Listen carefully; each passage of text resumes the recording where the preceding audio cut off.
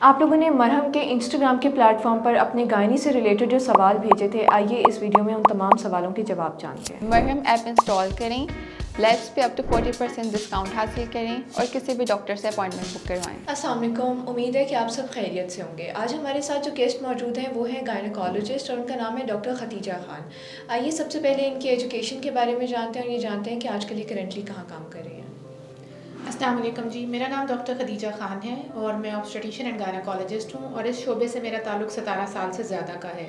मैं इस वक्त as a professor of obstetrics and gynaecology काम कर रही हूँ और मैं अपनी private practice Iqra medical complex Akbar Chowk Johar town में करती हूँ और खैरुन्निसा हॉस्पिटल फैसल टाउन में भी करती हूँ। आज हम इनसे वो सवाल करेंगे जो आप लोगों ने थ्रू इंस्टाग्राम हमें भेजे थे। अच्छा जी, तो डॉक्टर साहिबा, पहला सवाल है हमारा। किसी ने लिखा है, I have fibroids and after my period I experience heavy discharge, swelling and pain during intimacy. What could be the cause and how can it be treated? इसमें सबसे पहली बात ये जानने की ज़रूरत है कि फाइब्रॉइड है क्या। फाइब्रॉइड एक रिसोली है, एक ट्यूमर है जो कि यूट्रस का होता है, लेकिन ये बगैर जड़ों के होता है। इसमें बहुत कम चांस होता है, इट्स लेस दैन 0.1% कि ये कोई जड़ों वाली रिसोली में तब्दील हो सकता है। ये सबसे कॉमन ट्यूमर है ख़वातीन का, ये सबसे कॉमन रिसोली है ख़वातीन की। अब इसमें इनको जो प्रॉब्लम हो रही है कि पीरियड्स के फ़ौरन बाद इनको स्वेलिंग फ़ील होती है या पेन फ़ील होती है या इनको लगता है कि इंटिमेसी के बाद इनको ये सारे इश्यूज़ आ रहे हैं, डिस्चार्ज आ रहा है। तो ये डिपेंड करता है कि फाइब्रॉइड का साइज़ क्या है, उसकी लोकेशन क्या है और उसमें कोई और प्रॉब्लम्स तो नहीं आ रहे।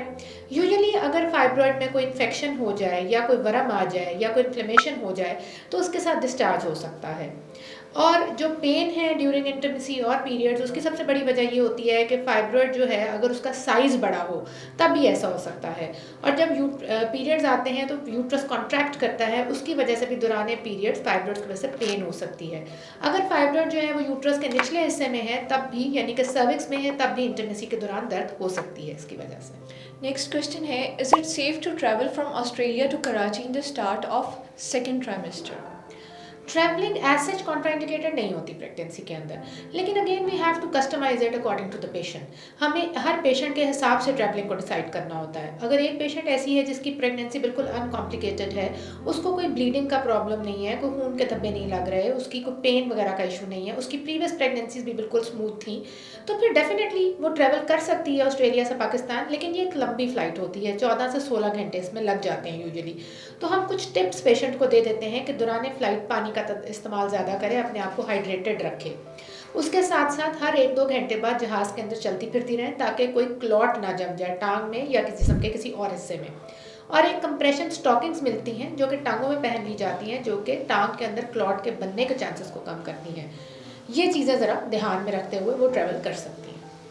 Okay, next question is, how long should you lay down after having intercourse to have a pregnancy? Scientifically इस चीज़ की कोई प्रूवन वैल्यू नहीं है कि इंटरकोर्स करके आप लेट जाएंगे कुछ तो आपकी प्रेगनेंसी जल्दी हो जाएगी या स्पर्म्स जो हैं वो बहुत जल्दी ट्रैवल कर जाएंगे एग तक। ये एक नेचुरल चीज़ होती है। अगर प्रेगनेंसी होनी होती है तो नेचुरली ही स्पर्म्स जो होते हैं वो एग तक ट्रैवल कर जाते हैं, उसके लिए किसी खास पोजीशन का होना ज़रूरी नहीं। ये एक बहुत बड़ी मिथ है। हाँ, सिर्फ ये हम कह सकते हैं कि अगर आप फीमेल थोड़ी देर लेट जाएंगी तो उनका स्ट्रेस कम हो जाएगा, स्ट्रेस कम होगा तो इन्वायरमेंट ऐसा मिल जाएगा कि प्रेगनेंसी के चांसेस बढ़ जाएंगे। Okay, next question is, what days should you be intimate to have a pregnancy? अगर किसी का साइकिल रेगुलर है तो यानी 28 डेज पोजिंग साइकिल है उसका, हर दफ़ा 1-2 दिन के वक्फे से इसी तरह ही आते हैं उसको पीरियड, तो मिड साइकिल वो दिन होता है जिसमें ओवुलेशन होती है। अगर 28 डे का साइकिल है तो 14th डे यूजुअली ओवुलेशन का या अंडा बनने का टाइम होता है, जिसमें कि प्रेगनेंसी होने के चांसेस ज़्यादा होते हैं। एक स्पर्म फीमेल रिप्रोडक्टिव ट्रैक के अंदर या खातून के अंदर 1 हफ्ते तक सर्वाइव कर सकता है और एक अंडा जो खातून का निकलता है उसकी बॉडी के अंदर 24 घंटे रह सकता है। तो इस चीज़ को मद्देनज़र रखते हुए हम पेशेंट को काउंसल करते हैं कि अगर आपका साइकिल रेगुलर है तो मिड साइकिल, अगर 28 दिन का साइकिल है तो 14वां दिन तो है ही है इम्पॉर्टेंट, उससे 2 दिन पहले और 2-3 दिन बाद, यानी ये एक आधा हफ्ता बहुत इंपॉर्टेंट है। इसको यूटिलाइज करें तो प्रेगनेंसी होने के चांसेस बढ़ जाते हैं। Okay, next question is, what does myometrium is mildly vascular in mean in ultrasound? Mildly vascular myometrium का ये मतलब होता है, सबसे पहले तो मायोमेट्रियम जो है वो यूट्रस की दरमियान की लेयर होती है, मसल्स की लेयर है। और यूजुअली इसमें माइल्ड वेस्कुलरिटी का मतलब ये है कि इसकी थोड़ी सी ब्लड सप्लाई बढ़ गई है। कभी कभी अल्ट्रासाउंड में ऐसी पिक्चर आती है और कई दफ़ा इसकी कोई ख़ास वजह नहीं होती। हार्मोन्स के ज़ेर असर ये थोड़ा सा बढ़ जाती है, कई दफ़ा प्रेगनेंसी होती है तब ये बढ़ जाती है, कई दफ़ा कोई भी रीज़न नहीं होती तब भी ऐसा नज़र आ सकता है। लेकिन कई दफ़ा कोई मसले होते हैं, जैसे फाइब्रॉयड यूट्रस है, फाइब्रॉयड क्योंकि इसी पार्ट में होता है यूट्रस के, या एंडोमेट्रोसिस हो गया है, या बच्चेदानी का साइज़ बढ़ गया है। इन सब सिचुएशंस में भी हमें माइल्ड वेस्कुलरिटी नज़र आ सकती है।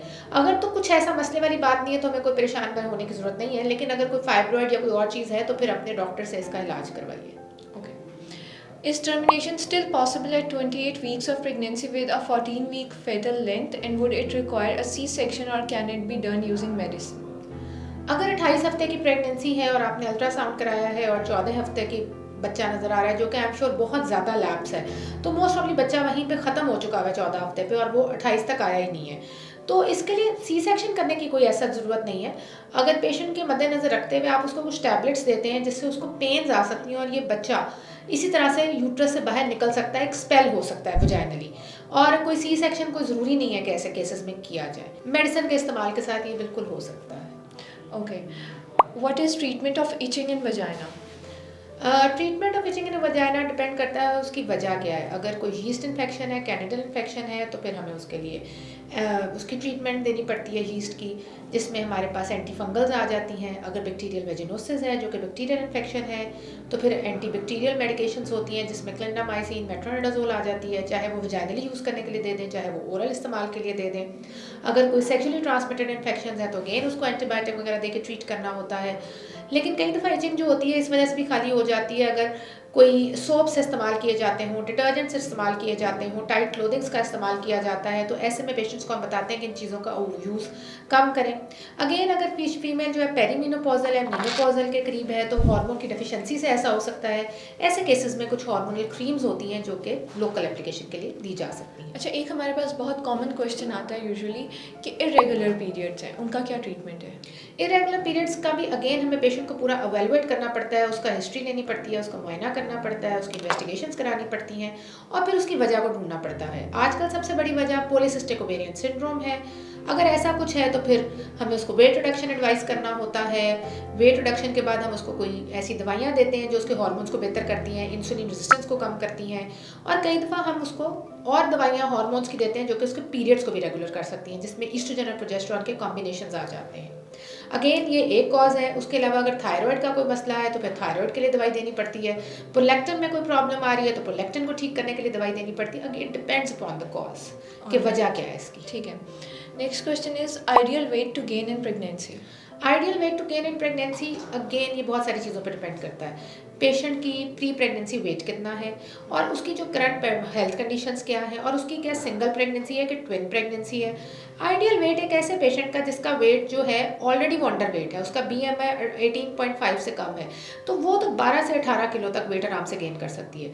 लेकिन एक पेशेंट जिसका BMI बिल्कुल नॉर्मल है, 18.5 से लेकर 25 के दरमियान है, ऐसे पेशेंट को हम रिकमेंड करते हैं कि आप round about 10 to 12-13 kgs weight अपना ड्यूरिंग प्रेगनेंसी गेन कर सकती हैं। अगर कोई ओवर वेट की कैटेगरी में आ रहा है तो वैसे केसेस में उनको कहते हैं कि प्लीज़ 8 से 10 किलो से ज़्यादा गेन ना करें, और एक बिल्कुल ओबीस पेशेंट को तो हम कहते हैं कि आप 5 से 8 किलो से ज़्यादा वेट मत गेन करें। All right. Next question is, and the last question is, my husband has a low sperm count and there are also issues with morality. Can you recommend something to help with this? I think ये motility कहना चाह रही होंगी।